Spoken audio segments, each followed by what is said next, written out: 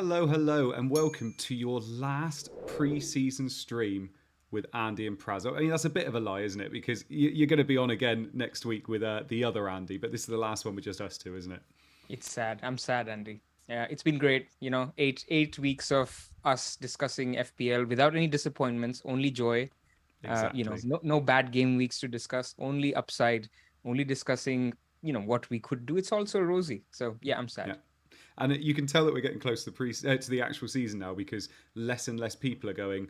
Why are you doing streams? Why are you doing streams about FPL? Whereas now it's like, no, give me more, give me more. Absolutely, Yeah. absolutely. But yeah, we've enjoyed it, haven't we? I mean, this one is all about pre-season learning. So most of the pre-season is kind of done now for some teams. Obviously, they've only got one or two games left, and there's a lot that we can take from pre-season. There's lots of things we can't take from pre-season, but there are definitely some things we can learn, aren't there? That's a very important point. So sometimes we get overexcited that X player has scored twice, so he must be in form. I don't think that's the right way of thinking about preseason. It's more about understanding teams, formations. We'll talk about each one of them. What are we seeing differently to what we knew last season? In some cases, a change in formation means a player is more effective or less effective. Some players could be coming into the picture. All you're trying to evaluate is expected minutes. Who are the people who are going to start, and therefore good FPL options. Exactly. And some teams haven't had much of a pre-season. We're going to talk about Man City a little bit later. They've only played like 3 games, whereas others have played kind of 6 or 7. Have maybe got another one left as well. So it's kind of hard to say this player has scored 5 goals compared to this player's only scored 1 goal. When some players, Right. haven't played in certain games. So it's all to be taken with a pinch of salt. We're going to focus on those top 6 teams, but we are also going to mention all the other teams as well, aren't we? Yep, we will. We'll do a deep dive on every team that's worth talking about, but spend a little bit extra time on those 6 teams because, frankly, in our drafts, those are the teams that are 10 out of our 11 starters are from those teams. Exactly. So we're going to take it in turns on the little teams, but we're going to talk in depth. I say in depth, 5-10 minutes on the big teams each time. Because again, we don't want it to be too long. And we're Right. already making it too long because the intro has been too long. But hello to everybody in the chat. And also hello to everybody that is listening after the fact as well. Or if you're listening on the pod as well. We will talk you through everything we're seeing on the screen. So don't worry if you're listening on the pod. So first things first then, let's talk about Arsenal. Now, Arsenal have so far had 6 games. They beat Ipswich 5-1. They won 5-2 against Nuremberg. They won 2-0 against Everton. 3-1 against Orlando City. 6-0 against Chelsea. No, 6-0, 4-0? 4-0 4-0. against Chelsea, sorry. And they've got one more game left to go. A lot of goals in pre-season so far. Worth saying in that first game against Ipswich, Nketiah got, I think it was a hat-trick, but that was before they signed Jesus. So obviously Jesus has done quite well since then. Looking like a fairly good pre-season. They all look like they know their roles. I would say this has been a good pre-season, and obviously with their start to the season as well, I think there's some things that we can learn that we can put into our teams, isn't there? Absolutely. I think looking at how Jesus has fitted in, I mean, he's got 4 goals and 1 assist in the 3 games he's been involved in so far. Again, we're not trying to make it about the minutes, but it's just the fact that he's looking more pivotal to the team. You're seeing Martinelli get a lot of minutes. So over the last 3 preseason games, he's played 70 minutes, 45 minutes, and 72 minutes. That tells you that Martinelli is part of the plans. On the flip side, Smith Rowe, who could be seen as his competition, has had no minutes in the last 3 games. So these are the things that we need to be picking up. That not only is Martinelli starting on the left, his competition is actually just he's been injured and not in the preseason. So even if he comes back, let's say game week 2, he will take time. So that makes Martinelli an interesting prospect. Gives us nice little clues about Jesus. And what do you think about Nketiah? I mean, he's being in and amongst the goals, as you mentioned, although they were prior to Jesus, but he's got a lot of minutes in preseason. Do you think he's a threat to Jesus or Martinelli? Not to start with. I don't see it being a threat to Martinelli either. Personally, I don't really see him being used on that left wing, but. I think he's going to be used as that impact sub if Jesus isn't doing what he should be doing, or if they need it, to go 2 up top or something like that potentially. But even then, they're probably going to take off a midfielder instead. So I don't think Nketiah's a risk based on what we've been seeing in pre-season. I think I saw something online saying that he's one of the most informed players in Nketiah because he's scored loads of goals in pre-season. But this is where you need that context of, yes, in Absolutely. that first game against Ipswich where they hadn't had Jesus yet. So no, I wouldn't be too worried. I mean, based on what we've seen here, I think Jesus is all but nailed, at Yeah. least until he loses his place, which I can't see happening very easily. Martinelli's the big one for me. I think Martinelli he's had the minutes. He's only 6 million. He had the minutes last season as well once he kind of came into the team. It's only Smith Rowe that we're going to be worried about. So I think from pre-season, I feel more secure that Martinelli for 6 million is a bit of a bargain pick, really. Yeah, I agree with you. I agree with both the points you made.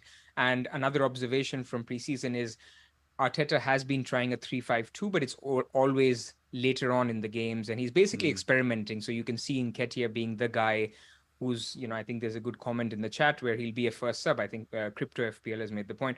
I agree. He'll probably be the guy who'll come on. He'll probably be the guy who starts Europa League games once they kick off. And so for the moment, you can definitely see a Martinelli, Saka, and a Jesus front line. I think a few other things on Arsenal for people FPL perspective. So Tomiyasu looks, he's missing a few preseason games. He is injured at the moment. The latest from Arteta is that he's close to starting and do some training sessions. Maybe he misses, the next game against Sevilla, which is the last preseason game, or perhaps game week 1. So one to monitor. And the other thing that's been coming out of the camp is Saliba, who was out for loan last year, has now come back in and he's looking really, really good. And Arteta has been praising him. What does that mean for White? Because Gabriel should start. So if Saliba looks nailed, maybe White moves to the right while Tomiyasu is injured. But what if Tomiyasu is back? And that's something to look out for White's minutes. Yeah, no, I like it. And obviously Zinchenko's the other one. Signed late, so has he played one or has he not played one? He played 45 minutes against Chelsea. Yeah. So 45 minutes, but for me, it looks like he's going to be starting the season. And then he'll be used where he's needed, really. So if Tierney comes back and they want to use him there, I very much doubt they're going to then just drop Zinchenko. But it looks like, based on everything we've seen so far, he's a good pick to start with, I would say. Absolutely. Start left back. And last thing, by the way, Jesus came off with a knock against Chelsea, so obviously that has massive implications. He's the most owned FPL player, but worry not. At least what we are hearing from Arteta is that it was precautionary and they did not want to take a risk. But please keep your eyes peeled against Sevilla if he starts and how long he plays. Lovely stuff. Moving on to Aston Villa. So we don't have a screen for Aston Villa, but we're going to talk about them anyway. So they've kept 3 clean sheets so far, and they have looked a lot better with Diego Carlos and Kamara kind of slotting in there. They have looked a bit more of a solid team there. Bailey's the one. Bailey's the one that's starting to creep into teams. Obviously, their first three fixtures are lovely. Bailey's been playing. He's got 2 goals. He's got 2 assists. Archer has got 2 goals as well. And Watkins has done little bits, I suppose. But Bailey's the big one because Gerrard's basically come out and said, look, he's playing well. He's had a good pre-season. He's looked fit, which we mentioned a couple of weeks ago as well. And if he was picking his team at the moment, he would be in it. So for all those people that are hoping that 5 million midfielder is going to be playing, it looks like he's going to have the start of the season. And with 3 lovely fixtures, followed by horrific fixtures after that for 3 weeks, he's somebody you could start with, isn't he?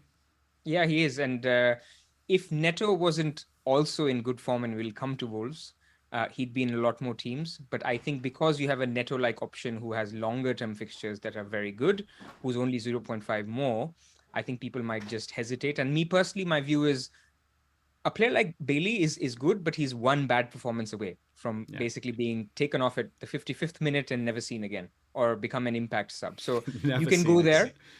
You can go there if you want to, but know the risks that do you really want to be spending a transfer in game week 3 dealing with a Bailey instead of, Haaland to Kane or whatever, some upside move that you wanted to do instead. Yeah, lovely stuff. Talk us through Bournemouth then, Pras. So Bournemouth, look, they're not at the top of our wish list in terms of FPL picks initially, so we'll keep this one brief. They've won 1 and lost 2 so far in preseason, so nothing to write home about. The worrying thing is that they've only made 2 transfers, and both have been free transfers so far. They've got Ryan Fredericks from West Ham and Joe Rothwell from Blackburn. That's not a lot, right? So they're taking the approach of, we're not going to spend a lot of money. We'll try to see if we stay in the league. We've got a good team here. We've not lost too many. And Solanke is still the option that I see there, who's got 2 goals preseason and nothing much right now. Yeah, that's it. And I think Parker even came out the other day and said, yeah, we don't have the money to get people in at the moment. So I can't see an awful lot changing again, but it is what we already know. Solanke's the man. Brentford. So they lost 4-0 to Wolfsburg, which obviously made Raya owners a little bit worried. But then today, I think they did beat Brighton 1-0, didn't they, in pre-season? Yeah, So yeah. it's looking like Raya's playing most games as well, which is exactly what we want. I say most games, he's played all the games, I think, hasn't he? Which is exactly what we want. Yes. Keane Lewis Potter is expected to play a few minutes. I don't know how well he's done in pre-season so far, but De Silva has started quite regularly, and he's that 4.5 million midfielder, so that is an interesting one. Ben Mee is obviously signed for them as well. Mbumo and Wissa seem to be their kind of form players coming into the season, though. Mbumo's now obviously a forward, but Wissa could be somebody that's being overlooked. He's a midfielder. But they do have another game on Tuesday as well. Yeah, for me, obviously, Tony's the one that's been quite quiet. He hasn't had any goals or assists, but he's their key man, isn't he? I wouldn't worry too much about that. Yeah, but yeah, so that Tuesday game was today. So Tony scored today actually against Brighton. So he There did you go. I he haven't did kept up break with it his today duck. at all yet. This is what happens when you make your notes before preseason Yeah. games of the day. So he did end up scoring today. It was a weaker Brighton team, I must add. So I got excited when I looked at the result, and I thought, hey, this was the battle of the 4.5 keepers, Raya Yeah, versus exactly. Sanchez didn't even play, and they had a pretty weak defense. So I don't know how much we can read into this particular result. But look, Brentford are a decent team to back. They've got very good fixtures initially.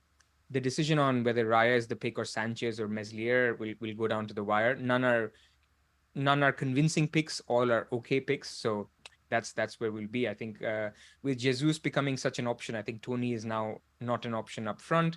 All I'll say is Ben Mee is a good signing. So it bodes well for Raya if you were to look at that, because we remember that Ben Mee is a good defender, but his best quality is he does allow a lot of shots on goal, which means save Yeah, points. exactly. So, Yeah. so if that kind of continues, then Raya would be a good pick. Yeah. Talk us through Brighton then, because I know a lot of people will be looking at this striker called Undav. Yeah, Undav. So he hadn't actually started until today. He'd got about 45 minutes, 30 and 20. Today he did start, and he played alongside Mope. So that looks decent for 5.5 million. He has scored one goal in preseason, not today, but against Estoril before when he came on as a sub.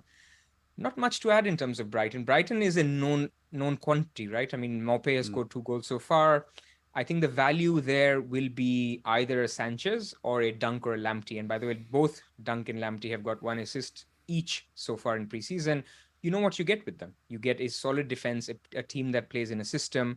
And I think if you go there, you can expect good underlying numbers, frustrating Lamptey goal threat, and maybe some output from Dunk from assist potential and potentially on corners. So they've shown what we know. So there's not much to learn from Brighton except that Undav could potentially become an option once he starts getting minutes. Yeah, but let's just put it there now. He's not an option to start the season, is he? Unlikely. That's No. not what we're seeing at the moment. No, exactly. Right, we're finally moving on to our next screen, and it is, oh, look at this, look, some lovely pictures of a Thomas Tuchel looking anything but happy. So the quotes are we got up on here: I am far from relaxed. I cannot guarantee we'll be ready in 2 weeks, and we have a lot of players who are thinking about leaving and looking at their options. And they're also not getting in enough players based on what we thought they would be doing, especially, in their defence as well. For me, I mean, they've been poor so far in pre-season. They won 2-1 against Club America. They drew 1-1 against Charlotte FC, who actually celebrated after that as well, didn't they? Where they lost 4-0 to Arsenal as well, which it's hard to look too much into pre-season results, but 4-0 to Arsenal was a bit of a... Oh, and for me, the thing that worried me the most was Tuchel coming out and literally saying, I'm not happy. I'm not happy with how we're prepared. Even in 2 weeks' time, I don't feel like we're going to be ready. And that, to me, when a lot of us are going in on their defensive players, if you're not organised and ready, it's your defence that's going to concede goals, isn't it? And it's, for me, there's just a few little warning signs. Don't get me wrong, they could start the season, it's absolutely fine, but there's just a few little yellow flags there. Yeah, I think yellow flag is the right word. I think people can overread the Arsenal game because Arsenal were a lot fitter. They've played more. This is the risk with preseason. People think that it was a fair game. No, Arsenal were a lot fitter. They'd had 5 games before this. This was Chelsea's third, and so that preparation was different. I mean, for example, Man United beat Liverpool. No one's talking about swerving Liverpool assets, right? But at the same time, like you said, the noises don't look great. The fact that Chilwell has played 45 minutes in 2 of the games and actually played 0 minutes against Arsenal, that's worrying. The fact that Sterling has played 45 minutes each but looked only okay, nothing like the talismanic role that we were thinking. We may be reading too much into it, but certainly it tells you enough that I don't want to overcommit on this team. I want to still watch. They've got one game against Udinese on the 29th of July that is left. But I don't think no matter what happens, we will sort of now become very bullish and triple up on Chelsea. So that's where we've sort of landed. And in terms of confidence from pre-season, you would be if you were kind of torn between James and Chilwell before. I think James is the way to go at the moment. That confidence in Chilwell's minutes and his fitness and being ready to start the season and play games in the season, it feels quite risky at the moment, doesn't it? So James would be the way to go. It would, and the fact that Alonso has also apparently they're playing hardball with Barcelona because Barcelona shunned them on Rafinha and potentially Koundé. So that's their way of getting back at them by not selling their weakest left back. But that's what it is. So if Chilwell is going to sort of be eased into the season, I think the answer has been made. I still am very much high on James. I think James is looking sharp, not defensively, but attacking wise. I mean, he's played 45, 45, and 73, so 73 minutes against Arsenal. Of course, within that, there are times where he's played right centre back. Even Tuchel experimented with a 4 at the back against Arsenal, where he played full back. He was attacking, and then of course as a wing back. So James will continue to play, whether he plays in that really sexy attacking position that we love him to play. Sexy. That is TBD. But look, James is still for me an excellent pick in FPL and well worth the 6 million. Just for all the ladies in the chat, Pras, can you say sexy again, please? Sexy. Oh, there it is. So Crystal Palace are next. I'll talk through Crystal Palace because they've been a really weird team in pre-season because they basically had two different teams, haven't they? They had some that went to Asia, some that went to Australia and Asia, and some that stayed home. And if you look at the team that went to Australia, Asia, like it's not the first team really, is it? It's a lot of names you wouldn't expect to see. I think there's one or two. But yeah, so it's not great. But lots of the players that did stay, they have been showing some form in pre-season. Zaha is looking like the man again. He's had really good form pre-season. Benteke's done okay. Mateta's done okay. Eze has got 2 goals. But that thing that they've obviously split up for pre-season, is that going to hurt cohesion to start with? Obviously, not a lot of us are looking at Crystal Palace players anyway because their fixtures aren't amazing. But that lack of cohesion probably going to hurt them a little bit. Yeah, that's the worry, right? I mean, the thing is, the way Vieira is trying to set up is they're trying to make it a system team. So he does rotate across the board, especially in attack, right? So you think on one side the players aren't playing with each other, and on the other hand, it's a system and players are getting fitter and they should be okay. So I don't worry too much about it. I think the thing I do worry about is they've obviously lost Gallagher, and they've replaced him with Doucouré, who's Cheikh Doucouré, which is a good signing. But really, they haven't freshened up. They haven't improved in certain areas. Maybe people like Olise will improve, Zaha will improve, fine. But that sort of big spark isn't there. So we'll get the same what we know about Crystal Palace. They play Arsenal first, so we will know very soon whether this whole Arsenal love is just a failed bandwagon or Crystal Palace really are rusty and you can take advantage. Yeah. Lovely stuff. Right, I save all the best ones for you. Talk us through Everton. So Everton, Everton are looking poor. They lost 4-0 to Minnesota, and people are already calling for Lampard to be sacked based on preseason results. And they lost to Arsenal 2-0 before that. But most recently, they won 4-2 against Blackpool, and it was looking better. I think FPL-wise, we're not going there with the fixtures that they have, with the lack of confidence. So I think, especially after losing Richarlison, I think the couple of things to note is Patterson, who we talked about in our Budget Defenders podcast 2 weeks ago. He's been playing and he's got 2 assists already. So he's basically the Coleman replacement for 4.0 million. I'm going to whisper it quietly as style that he's potentially better than Nico Williams because, you get a lower owned player who is basically will have more potential because manager will be surprised to see a Patterson type player who's getting more minutes. So let's see what Coleman injury update is, but he's been getting minutes. Mykolenko has been looking good as well. They've moved to a 5 at the back where they are playing more 5 at the back where Mykolenko is a wing back and he's got a goal and an assist so far.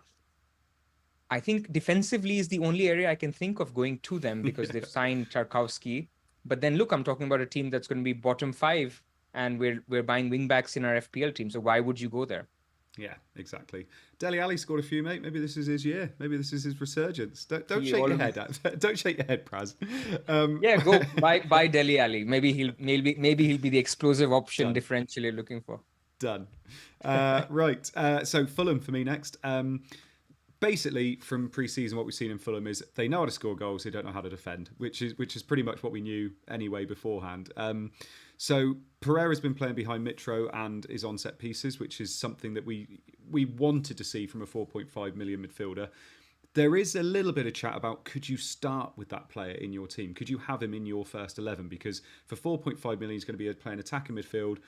He's on set pieces. He's got a few assists in pre-season as well. So that's something we can talk about very, very quickly. But Mitrovic, I mean, for me, he is, apart from Pereira, because he's 4.5 million, he's the talisman. He's that man up front. He's scoring goals, getting assists. It's not told us anything new about this team, has it?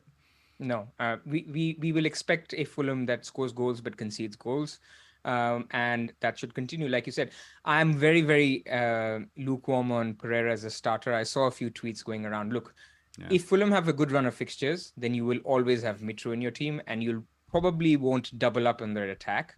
If Fulham have bad fixtures, then why would you start Pereira in the first place? So, as a rotation option, I like Pereira actually. If you look at, for example, Newcastle or Man United. Or sorry, Newcastle or Wolves, they all have a bad game week 3 fixture, and Fulham have a home game against Brentford, I think. So Man United too. They got Liverpool. Yeah, Man United too. Exactly. They play Liverpool. So if you're looking at something like that, where you have a Dalot, you have a Neto or a Trippier, and you think game week 3, I really don't fancy playing this player, and I'll play Pereira instead. Fine, that actually is a good strategy, and this is why Pereira is a gift, so you must take it. And the 4.5 gem that we were looking for, this is him. Yeah, and look, he's that player that he likes a scorcher from distance, doesn't he? So he'll probably score 2 this season, and you might bring him in on one of those weeks when he does it. But it's all luck with that, isn't it? Right, talk us through Leeds. So Leeds are a different team to what we remember, with Bielsa. So obviously we saw that with Jesse Marsch initially, but he's got a lot of signings in this year. They continue to play the 4-2-3-1, which they set up most recently against Blackpool. Jack Harrison is the one that's heavily involved on set play, so watch out for him. Without the Rafinha talismanic status, I think Jack Harrison could be more involved. Rodrigo has been in amongst the goals. He even took a penalty. Unfortunately, Bamford was off the pitch, so we don't know if he's actually on penalties. But then other than that, I mean, Firpo has scored a goal and an assist, but he's not a starter. James has got a goal and assist, and Gelhardt has looked very good preseason. So Gelhardt, I think at the price is a little bit out of reach, but for me, the only interest in Leeds right now is maybe Meslier, and they continue to concede. They will look better defensively, and I think people need to be more open-minded about a Leeds defense. I think Bielsa has completely transformed our minds into how can you have a Leeds defender. I think you need to look at him a little bit more closely and compare alongside other options. And then obviously the darling 4.5 attacker, which is Greenwood. Greenwood's played 45 minutes in one of the games, 18 minutes in another, and 45 in another. So what you'd expect from Greenwood is that he will come on, and what you could do worse than an attacker coming into a lead side and getting 20 minutes if you really need him. So I think Greenwood has put his hand up alongside a couple of other options at Palace and Villa. My player to watch from Leeds, actually, for minutes later on, is Brendan Aronson. He's from Red Bull Salzburg. Good signing. He scored 10 assists and scored 6 goals last season. He could be one that makes into our team if he does show that form. But I don't think you go there initially. No, I agree. The fixtures are actually quite nice. So if you took that risk and it paid off, then fair enough. But it's just looking a bit disjointed at times there still, isn't it? Leicester are next. So they're also doing split teams for their pre-season, but they're scoring the goals. When I've been seeing them in pre-season, they've been looking good. Dewsbury Hall is a bit of a standout. He's got a goal and 3 assists, and he is that 5 million midfielder as well. 5 million, yeah. And he looked quite classy last year. He just doesn't get forward enough, does he? Like, this is the difference between him and Bailey. Like, Dewsbury Hall is probably going to play more minutes than Bailey, but Bailey's going to be more towards the box, so it's hard to kind of justify it. Pereira and Justin have been getting minutes between them. It does look like someone like Castagna could be leaving, so Pereira and Justin could be a bit more nailed there. Daka's looked okay as well. So's Barnes. Maddison is, got a goal and 2 assists too. Vardy's got a few goals. But it's looking a little bit suspect there at the moment. It looks like, I think I saw today that Schmeichel's had a bid. Yeah. That it looks Yeah. like he could be getting sold as well. I mean, they must have somebody coming in. But Tielemans, Maddison, Fofana, Castagna, all kind of being linked with moves away. And it looks like kind of for financial reasons more than anything else. So it's hard because their fixtures aren't that bad. And we've got players like Maddison and Vardy that are proven assets. But yeah, it's been a bit of a tough one for me. For me, it's been everything's been showing me that again it's a bit of an avoid apart from those bargains like Justin, KDH, people like that who you could just have in there and it's not too bad if if it all goes wrong. Yeah, I think Justin hope so. If Castagna does leave, that will actually open up Ricardo Pereira. And for me, if he's nailed, he's the most attacking. You remember he was like 5.5 Yeah, a season or yeah, two ago. So him or Justin could be great. But if Schmeichel leaves, by the way, for people wondering, Ward is 4.0. We don't know if he'll be the starter, but he's injured, isn't he? yeah, and clearly Leicester will look for a replacement. So it's one of those things we get excited about. That may not happen. But did you know that Leicester is the only team in the top 5 leagues across Europe that haven't signed a single player this summer? So that tells you that this team is sort of, they don't have the funds. They need that big sale, like they've done with Maguire's or Mahrez in the past, that sort of funds their future transfers. They haven't had that big sale. And it's worrying. I don't know how you can back a Leicester team unless it's a budget enabler. Yeah, exactly. And like I said, Justin and Pereira, like we've just said, they've done it before. They've been brilliant before. So we know they've got it in them. So I can understand if people went with those. But apart from that, it's a bit tough at the moment. Yeah. Right, we finally go on to another screen, and it is Liverpool. So, Pras, you can talk us through Liverpool results so far in pre-season and just talk us through a few of those form players. Sure. And by the way, a plug quickly before I get to Liverpool is this table that you see here. And for the listeners, this is basically detailing out every preseason game, who's been involved as a goal and an assist, is all on the FF Scout website. So if you go on the website, there's a preseason tab right on top. You see every single team, and we've basically taken the table off there. So credit to the team that is doing all the hard work, and we're basically using the tables. So lovely stuff. So that's where we get the information from. So Liverpool, they started off slowly against Manchester United. They lost 4-0. And then Liverpool won 2-0 against Crystal Palace. Again, that was a weaker Crystal Palace. The 5-0 Leipzig victory is the one that's got everyone talking. Obviously, you had Nunes scoring a 4-goal feast in 45 minutes that he played. But I think there's some interesting trends that we're learning from Liverpool. Number one, we were thinking that they could move to a 4-2-3-1, which is a formation which a lot of people touted that if Firmino and Nunes played together, that could be one that they go with. So far, it's been mostly 4-3-3. And that's probably because, Firmino needs minutes, Nunes needs minutes, so they each play 45 minutes. We will see how this works out. Speaking to a lot of Liverpool fans, they think that it could be Firmino who starts the season and Nunes sort of slowly beds into the team. But look, he's an exciting option for the price. He even took his penalty really well, although people shouldn't be alarmed. It was Salah who was being generous because preseason goals don't count for golden boots, so Salah gave it to him. Yeah. You're not going to get it again. But I think the one thing that I'm personally really looking out for is when Nunes does start, what does it mean for Salah? Yeah. We won't know this. Initially. We'll have to back Salah. But if you see signs that his output is lower, definitely jump on that. Another thing that was evident in the preseason was Diaz has got the most minutes of all outfielders so far. And that's there because Jota is injured. Mane has been sold. So you expect that to continue in the early season. That's why he's in the template, right? You expect him to make that left forward position his own. But he's been quiet output-wise. He's only got 1 assist. But going back to the whole point, if he's looking sharp, if he's not scoring or assisting, that doesn't matter. They've got great fixtures, and they should do all right.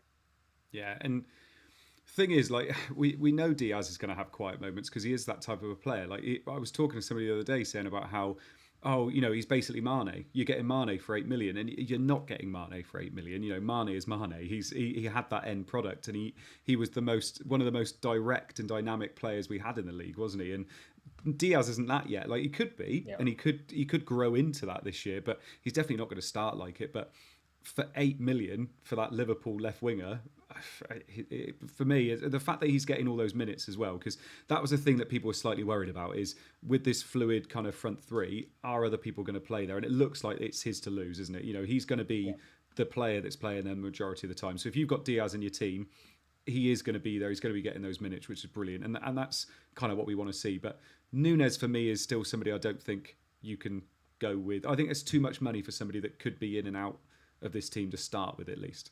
Yeah, absolutely. And I think the decision that most people are in right now is who the third Liverpool is, whether that's Alisson, whether that is Robertson, or that is Diaz. And I think there's no right answer. I think for me personally, it's between Robertson and Diaz, but either are good options. It's very hard to go against one. Yeah, I think. Yeah, it's. I've been having this kind of inner debate with myself a lot about, do I go with Diaz or do I go with Robertson? I think for me, it's just, if you've got Diaz and he's 8 million, you can go to so many other players, and also you can get from Diaz to Robertson quite easily. Whereas if you have Robertson and you want to try and get to Diaz, it's maybe a little bit harder. But for me, I think you just can't turn down an 8 million winger that's playing for Liverpool. Yeah, but I ask you this: in the first 8 game weeks, who do you think scores more, Robertson or Diaz? I've asked this on Twitter over and over again, and all I keep getting is 50-50 polls. I think Robertson scores more points, but it's not that easy, because you see, I mean, we're now veering into Liverpool meta discussion, but you have to discuss 2 players because you're comparing a midfielder with a defender. So who do you pair a Robertson with? So let's say Robertson plus Martinelli is 13 million, 7 and 6. Yeah. A Diaz and a 5 million defender. If you can find a gem of a 5 million defender, then go for Diaz. Now, can you find a gem of a 6 million midfielder? Martinelli is emerging. So I think the question is, Martinelli plus Robertson is looking like a great pair. Can you beat that with a Diaz plus another 5 million defender? Now, if Doherty was nailed, or if Trippier has amazing fixtures, or if Cucurella doesn't join and Walker becomes nailed, that 5 million bracket becomes very interesting. Then go there. So that's basically the way I'm trying to think around the template, but there's no wrong answer. Well, you kind of just told me there is, Pras. I mean, well, wow. No, it's Martinelli fine. looks nailed. 10 minutes ago, I was getting you to say sexy, and now I'm not sure I even like you anymore. Well, you know what you need to say for your side of the argument is the 8 million price point. Well, that's what I said before, isn't it? Yeah, exactly. So if there's so many 8 million midfielders that just look like such good value, aren't they? Saka, Maddison, Kulusevski, Foden, Mahrez. Like, there's just so many of them, and you just think, if you've got that 8 million midfielder in there, like I said before, you can move off of it. If Diaz is not working and he's just that kind of workhorse on the left wing and it's just not working, fine, move on to somebody else. Saka's going to have beautiful fixtures for quite a while. Maddison, if Leicester start with like a house on fire, you can move to him straight away. Whereas if you're on Robertson and you've got that 6 million midfielder, it's a lot harder, isn't it? But you can still get there. It's just a bit harder. Right. Thank you. Right. Moving on to Man City now, and we have a picture of somebody that a few people might know. It's Erling Haaland, and his quote literally says, "Niggles, what are niggles? You saw that I'm feeling good, and I am ready." Now, a lot of people have been talking about Kane or Haaland, basically, and it looks like Haaland, from what we've seen in pre-season, he played the other day, scored quite quickly. I think it was a Grealish assist. Yep. And obviously, Haaland scored. And he came out and basically said, "Yeah, I'm ready. More than happy to play. Get me in." Basically, they've had a very, very short pre-season altogether. They've only had 3 games. There's been a few things that have come out of their pre-season, even though they've only played 3 games. Mahrez has come out and said, "Look, I haven't been told I've lost penalties. I would still expect to be on penalties, but everybody is expecting Haaland to be on penalties." So that's quite interesting to see what happens there. We basically don't have any kind of definite this is who is on penalties, because I think if it is definitely still Mahrez, then that makes him even better as an 8 million asset. But if it is Haaland, I think that kind of obviously boosts him up even more. Grealish has had quite a good pre-season. He's getting better and better. They've talked about how he's linking up really well with Haaland in training and in pre-season as well. So I think that's going to be something fun that we're looking at. I know we've both been talking about Haaland before. Foden, Gundogan, and Stones have all missed pre-season because they're not vaccinated, which is obviously tough to see. Tough to see Foden getting in straight away with Grealish, or obviously having quite a good pre-season as well. but KDB has looked very, very good so far. He's the big one, I think. He's had a good pre-season. Pep's even come out and said, look, we didn't have him up for a long time for pre-season before. We finally got him. He's had a really good one. He's training well. He's ready to start the season, and that should worry a lot of people, I think, because he's not going to be highly owned. So what's your kind of take on everything we've seen so far, especially Haaland, Grealish, and KDB? Right. Haaland, he does give Ibrahimovic vibes, right? With some of his quotes, right? Yeah. Pep is a tough guy. And I think his comment came out today that Pep is a tough guy, or I don't have any niggles. Yeah. I think that's going to piss off Pep a little bit. And I'm just worried because there was also an article in The Athletic which said that, City almost made a deal with Haaland's camp that don't go to La Liga where the games are slower, come to City and we'll let you rest whenever you need a rest, which is very odd, again, as a statement. And then Pep has basically said that he needs weeks to get his best form. But then on the flip side, he also said when we have a game a week, which is basically game week 1 to game week 4, they don't have any midweek games. That's the time when we'll see Haaland do his best. So I have no idea. Between Haaland and Kane, I have no idea. Look, we're supposed to come here with the answers. I have switched twice. When Pep made the initial comments that he's going to be out for weeks and Kane scored a brace, Kane came right in. And then Haaland scored the goal in the 12th minute. Haaland came right back in. So I have no idea. We'll have to see how. You sounded so confident. I thought you were going to give us like, this is what you should do, but you were like, yep. So no idea. I mean, Grealish though.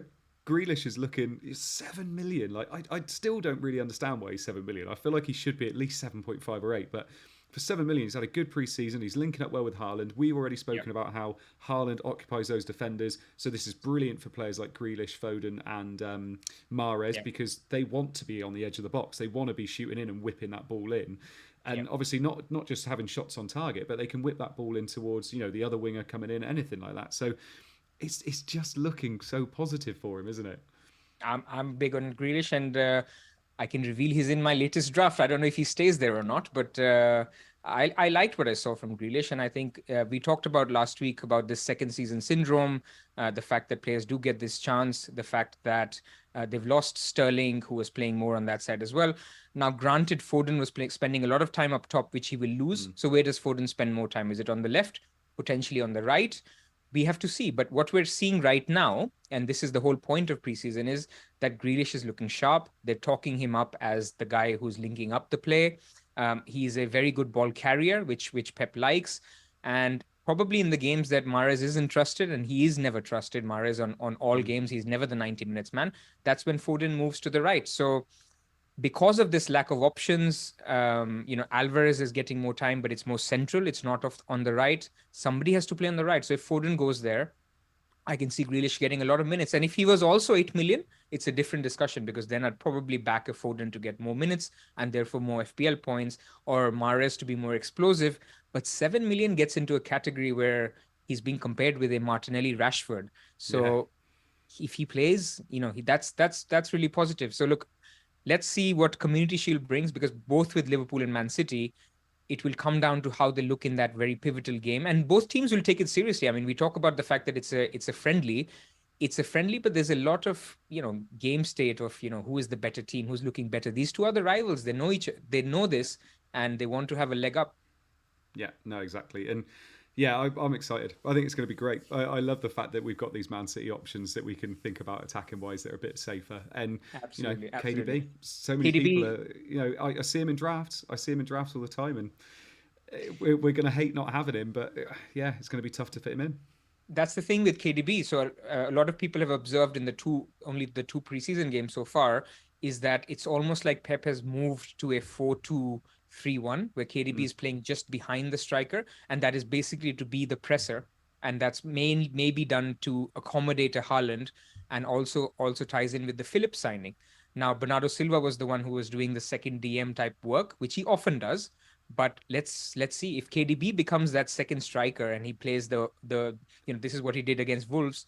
He could even be a better option than Haaland. So remains to be seen. But he should be a great option. And if you're going there, you have great prospects of doing well, and you could compete against a Haaland, Kane, or a Son. Right, moving on to a team that we're not biased about at all. Obviously, we're going to win the league though, which is lovely. So, Man United, who have had a good pre-season. They've had a fluid pre-season where, you know, we've had our kind of our template of formation and how we're going to play. We're quite confident about who's probably going to start the first game of the season, as long as injuries and all that kind of stuff don't happen. We beat Liverpool 4-0. We beat Liverpool 4-0. We also won a few other games as well. We drew with Aston Villa. We conceded in the final minute, which brought back a few memories of what we've been like. But we've got 2 more games yet. We've got Atletico Madrid and we've got Rayo Vallecano as well. There's obviously still this Ronaldo stuff isn't going away, which isn't helping, to be perfectly honest. But the front three that we have had, Martial scored 3 goals and got 1 assist. Sancho scored 3 goals. Sancho's looked very good. And Rashford's got 2 goals and assists as well. And Rashford's starting to look back to normal. Dalot has been great on that right side with that kind of chemistry as well with Sancho. So I think that's something that we can look at and think Dalot is maybe an option this year with 4.5 million. Martial is obviously only an option if Ronaldo doesn't come back, but even then, Ronaldo's not going to start the season now. I wouldn't have thought so. Defensively though, I still think we're pretty suspect. So Dalot at 4.5 is probably the only reason we'd be going for him. But we can start talking about Man United assets again. Rashford's 6.5 million. He's been in my team for 3 weeks. I'm not getting rid of him. He's in there. But, you know, if you can upgrade to someone like Sancho, this could be Sancho's year, couldn't it? It could very well be. And he looks the best out of them. Obviously, I think in this case, FPL has priced them correctly. Yeah. So out of the 3, I would say Sancho looks the best at 7.5. Then Martial looks second best at 7. And then Rashford, the third at 6.5. So it's almost... You think Martial looks better? No, it's just because I have Rashford. Oh, okay. Well, look, he looks fine, and everything has a price. So I think at 6.5, Rashford is amazing value. It's the fact that we still have to see what happens once Ronaldo comes in. And today his camp was Mendes and him were there. Sir Alex Ferguson was trying to convince everyone to keep him. We'll see where that goes. But if you wanted to go for a Martial punt, don't hate it at all initially. I think we also have to see what role Eriksen plays. I think there's a lot of discussion where Eriksen will start. It could be now that Frankie de Jong doesn't join, that he just plays in the midfield 3, which is fine. Rashford's minutes won't be compromised. But TBD, I think the team still is pending in attacker signing. So you are going there with the knowledge that it may not be long term. Obviously, Man United play Liverpool in game week 3 as well, where you don't expect a lot of attacking returns. So you have to sort of play it smart. But I like, for example, if you had a 2-game week horizon and then wildcard potentially, then Man United assets are a go. Yeah, like it. Yeah, and obviously Eriksen and Martinez haven't actually been with the team much yet. It looks like Martinez would probably start the season. You would think Eriksen probably going to be on the bench. So I've had a few people asking me about Eriksen, saying, you know, can we have him in our teams at 6.5? And I don't think you can, because I think he's going to be used off the bench to start with to pick him up, and then it'll come in eventually. Whereas Martinez, I feel like could, but I still wouldn't go with them defensively. I go with Dalot personally. Sure. You and I slightly disagree on Eriksen. I think Eriksen could be a better option than Rashford. Maybe not initially because of this. Yeah. I think Eriksen could be more pivotal if we don't sign Frankie de Jong, and he may even get more minutes than Rashford eventually, because we are still looking at Antony, right? And if Antony joins, he plays on the right, Sancho will move to the left. Where does Rashford play? Whereas Eriksen is versatile. He'll link up well with Bruno, with the defense. He will, if essentially he doesn't play the same role as Frankie, but if you don't get him, then he has to. So he'll be the one who sits back, transitions the team. May not get as many attacking returns, but he will always be on a lot of set pieces. He will, he has that pass in him to put the attacker through. So I like Eriksen. Will he be on a lot of set pieces? Who's going to take them? I mean, Bruno is too nice. He'll probably get. Is he not sure better than Bruno? Sure takes a few. Maybe. I don't know. When you're looking at 2 players, and you're looking at if they were to play the same amount of minutes, and we were having this discussion at DM, weren't we? Saying if they were playing the same amount of minutes, who's going to get you most points? And you said Eriksen, I said Rashford. I think Eriksen. I would always go for that player that's in the box playing left wing. He's going to be getting those opportunities at scoring goals and getting assists. Eriksen, especially if he doesn't have set pieces, there's no guarantee he's going to. He could do, but there's no guarantee. You're looking at, I can't see how you can look past Rashford if they get the same minutes. Don't get me wrong, this completely changes if Eriksen starts looking like he, especially if we don't get Frankie, like you said. yes, if it looks like he's playing all the time, then I understand that. And Rashford does have that little bit of worry if Ronaldo's there or if Anthony signs or whoever it is. But I'd always go for Rashford. I think always go for Rashford. Fair enough. I think it's a minutes thing as well. So I think your question, if it's equal minutes, then it's debatable. Yeah. But if you were to predict minutes, I would say over the season, Eriksen ends up getting more minutes if we sign another attacker, or if Ronaldo stays. Interesting. Right. Go on then. You've heard me talk for long enough now. Talk us through Newcastle. Newcastle is an interesting one. Very good 2 fixtures, and then they have I think Man City and Liverpool in 3 and 5. They have a game going on at the moment actually, where Trippier is starting. It's a fairly attacking lineup. I don't know what the score is, but so far it's been lukewarm. Trippier, the Newcastle fans tell me, hasn't been as attacking as they expected, but it's very early days. He's starting again today. The people who've been in the goals during preseason: Longstaff, Almiron, Joe Linton, nothing to write home about. But Bruno Guimaraes, he's got a goal and an assist, looking good as usual. But he is still the guy who's the deep lying playmaker. So you can't expect sustained attacking returns. Maybe you can, but he's 6 million, not a bad shout. And that's about it on them. I think you go for a defensive player because they've signed Botman, who's very, very good, who's played on the left, who's played on the right, alongside Burn or Schär. And I think the team defensively is where you back them. Wilson again suffers from the price point where it's basically 0.5 less than Jesus. So why would you go there? And that's about it. Yeah, no, I agree. Lovely stuff. Nottingham Forest up next. I'm there. Saying Nottingham Forest now. So basically, we've just got a quote here, and it's from Mark Southerns. So Mark Southerns has kind of told us exactly about Nottingham Forest. He says, "Hot take scout report of Forest versus Union Berlin. We need to move on from Jesse Lingard and get more business done sharpish. In FPL terms, it's only Nico Williams and Dean Henderson for now. We need at least 4 or 5 game weeks and another 4 or 5 signings." So basically, he's just saying avoid with everything based on their pre-season, based on their signings, based on everything they've seen so far. I think Neco Williams you can't ignore because he's 4 million, but like you said, Patterson is somebody that you could look at as well. And apart from that, Henderson in goal, but you're looking for save points as opposed to clean sheets every week. So there you go, from the godfather of FPL himself. Talk us through Southampton. Yeah, and before I get to Southampton, I think the chat is telling me that Trippier's got an assist today, so maybe he's the option that we're looking for. So we don't know how he did that, but look, Trippier is always a great option from Newcastle. Southampton, it says in my notes, nothing noteworthy. I'm not even kidding. Look, they've had 3 preseason games so far.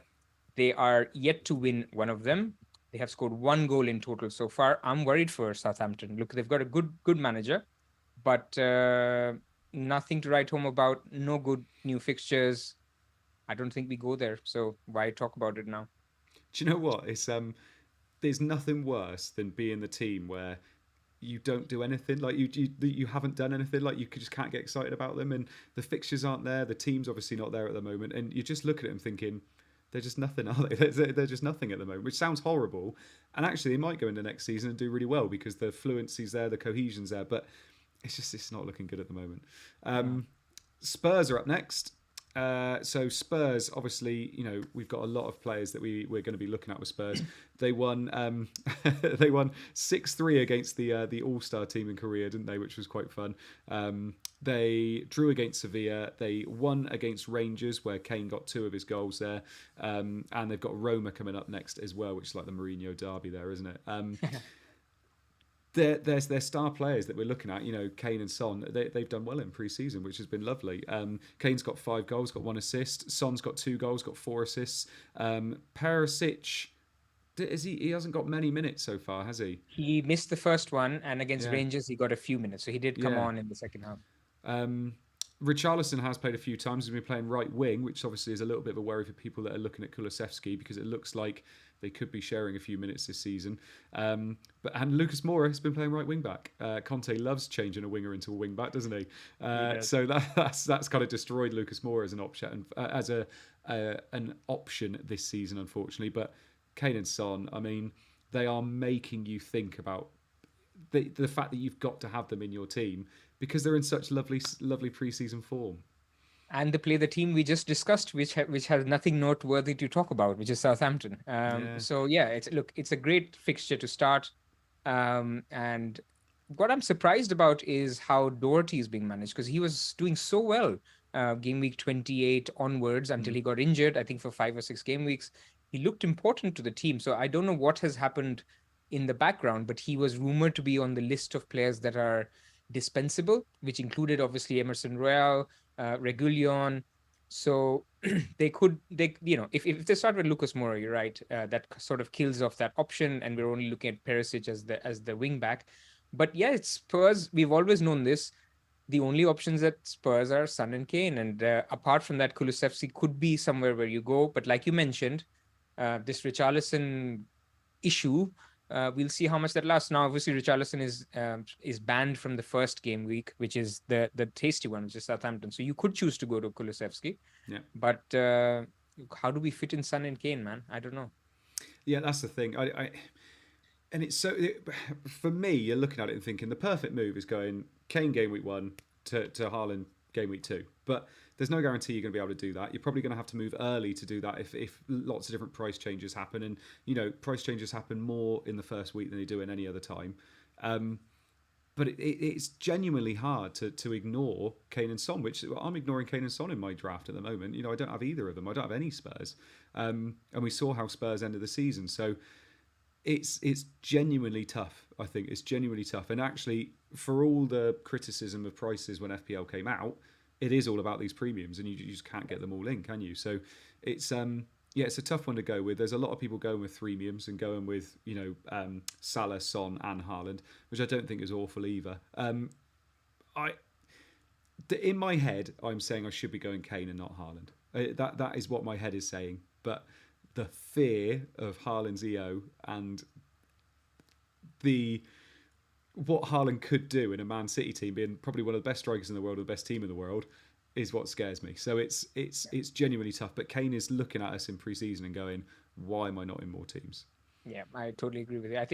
I think a prediction basically, when we get closer to the deadline, people will sort of just say, "Look, I'm getting a Son or a Kane, Yeah. and I'm going to move to a KDB or a Haaland if they show me what I need to see against West Ham."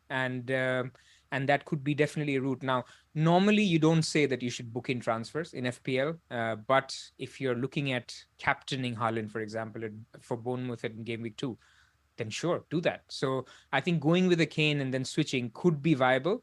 But I think if you're seeing enough in the Community Shield, if Haaland is looking fit, plays 70 odd minutes, scores a goal, even if he doesn't score, to be honest, if he looks fit enough and looking like City is bringing him into the play, he gets his chances. I think for me that's enough, and I can take the plunge. What you don't want is you go for a Haaland and he gets say 30-minute cameo against West Ham and Kane scores a hat trick. That will hurt, and that's basically what you want to avoid. Yeah, and then game week 2 looks hideous then already, doesn't it? Because Exactly. he's your captain against Bournemouth and he only played 30. Yeah, let's not get into that. That's horrible.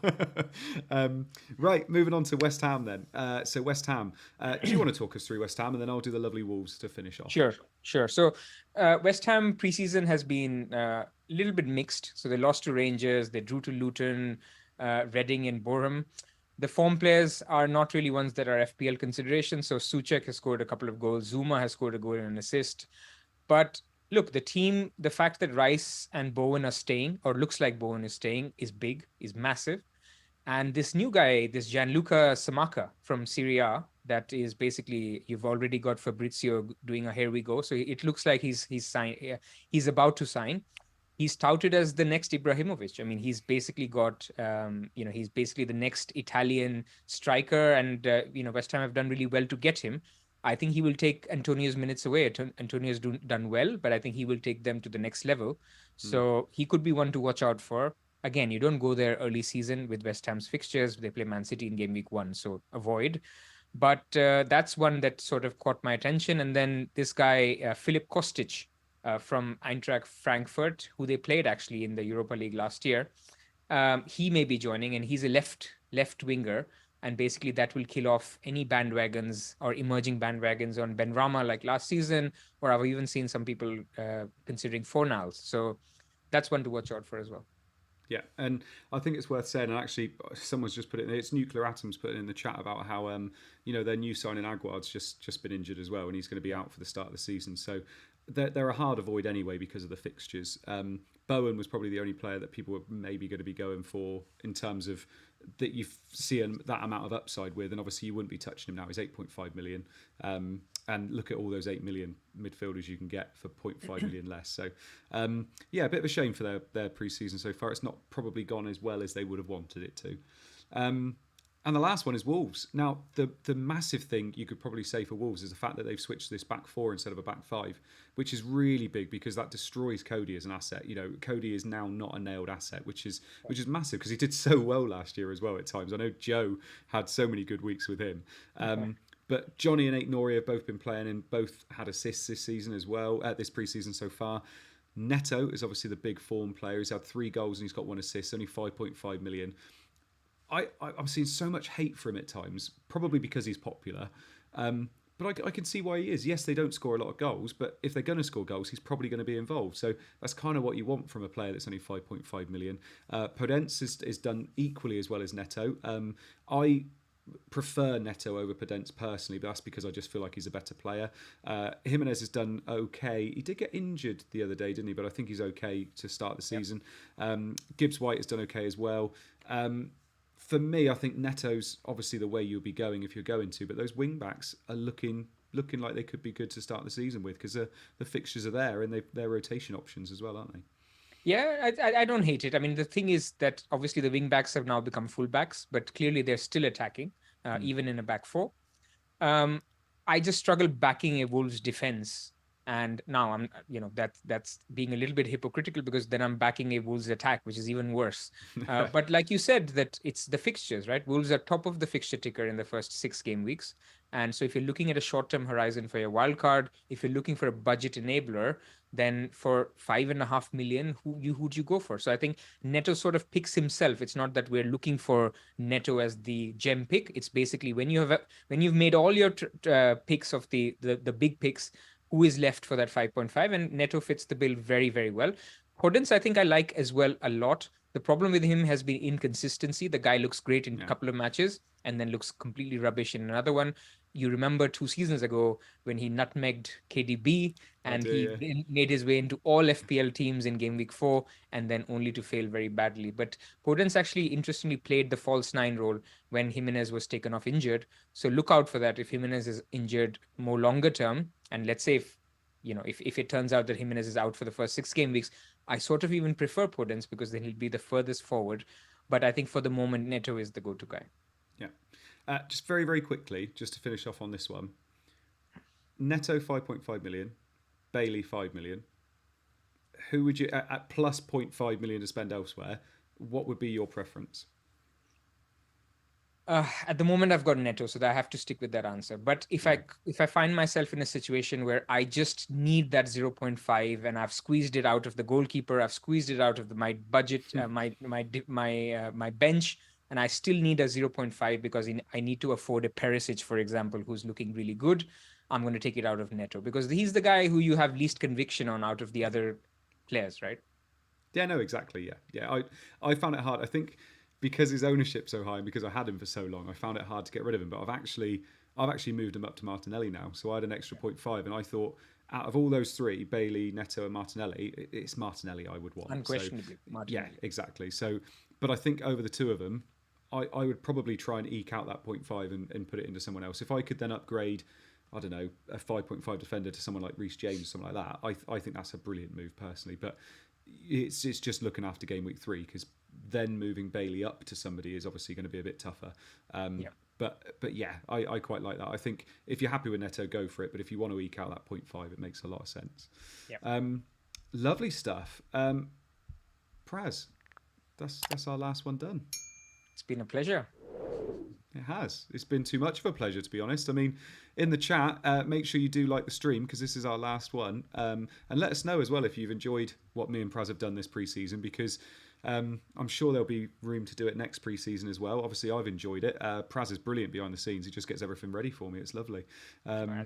But thank you very much, everybody in the chat that's been with us every week, or if this is your first week joining us. We're very, very close to the season now.